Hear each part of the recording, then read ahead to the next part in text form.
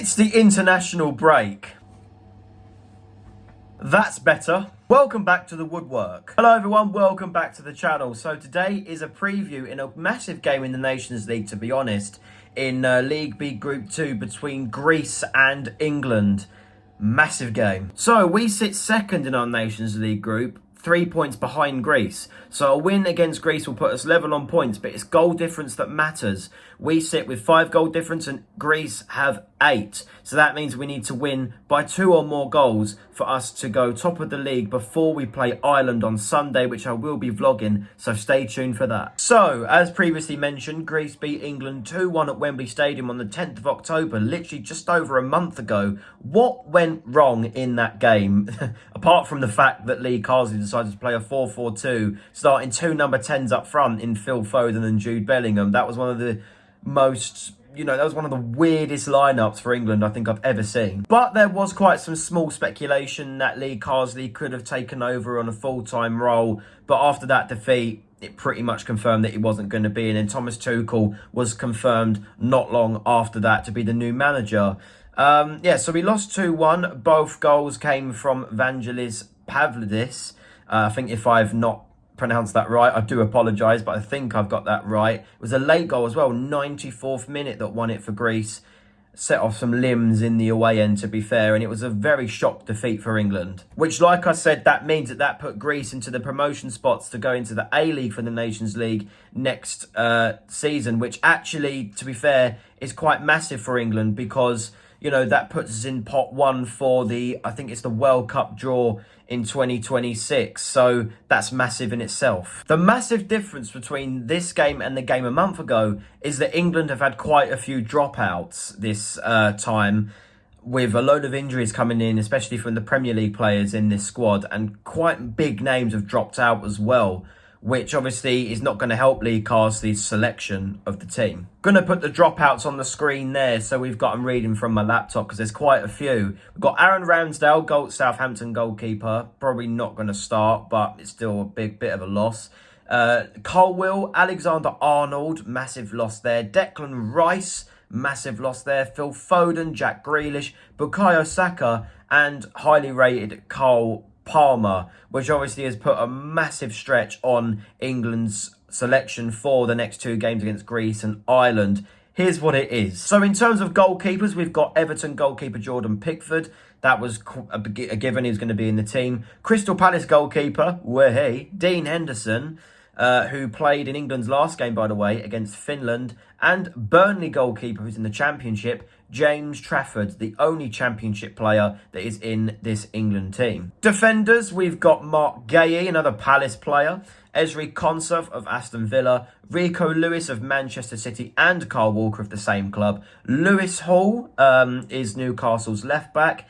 A first England call-up for Taylor Harwood-Bellis, the Southampton centre-back. Jarrad Branthwaite of Everton and Tino Livramento of Newcastle, same as Lewis Hall. Lee Carsley has only been left with 6 midfielders, which I think puts a little bit of a stretch on the squad. Conor Gallagher of Atletico Madrid, Morgan Gibbs-White of Nottingham Forest, Angel Gomez of Lille, Jude Bellingham of Real Madrid, Curtis Jones of Liverpool, and a first England call-up also for Morgan Rogers. I do really rate him, but as you'll see from my lineup, he's not in the lineup, my predicted lineup. And the forwards, again, only 6 forwards. We've got Anthony Gordon, Harry Kane, Noni Madueke, Ollie Watkins, Dominic Solanke, and Jarrod Bowen. So, again, a bit of a stretch. And when I look at the bench, in terms of the team that I've selected, attacking-wise, it doesn't look great. Quite important to point out that in every game that Lee Carsley has managed as interim manager for England, he's played 4 at the back every time. So my predicted lineup is as follows. Jordan Pickford in goal. Think Henderson may get the chance against Ireland at Wembley. Let's hope so. I want to see him play. The back 4, I've gone with Kyle Walker at right back. The 2 in the back of Mark Guéhi and Ezri Konsa. I think they played together in the Euros for a little bit, with Lewis Hall at left back. I think that he should play over Rico Lewis just because Newcastle have been under much finer form than Manchester City since the last international break. And I think Lewis Hall has played well in nearly every game. So, I think he deserves that chance in the starting 11.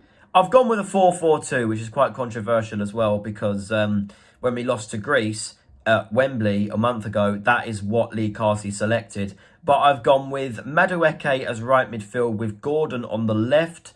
And the two in midfield of Jude Bellingham and Conor Gallagher. I've had a bit of controversy in the flat about Curtis Jones, but I think Conor Gallagher will suit in the midfield better. And up front with is going to be Ollie Watkins and Harry Kane, which again I think is needed because we need goals. We need to win by 2 or more games to go into the Ireland game top of the table. And then Greece having quite an easy game, to be fair, against Finland, who have yet to pick up a point, and they're at the bottom of the group. So on the bench, you can see it on screen, we've got 2 goalkeepers in Dean Henderson and James Trafford.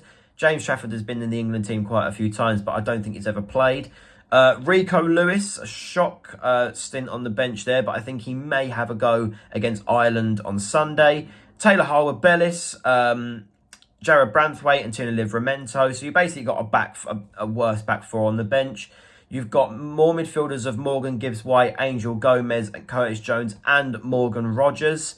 Bit of controversy about Angel Gomez. Apparently he played really well for England in the last international break. But I think Conor Gallagher may deserve a bit more of a go in midfield for the game against Greece. But our only attacking options on the bench are Jarrod Bowen and Dominic Solanke, which isn't great.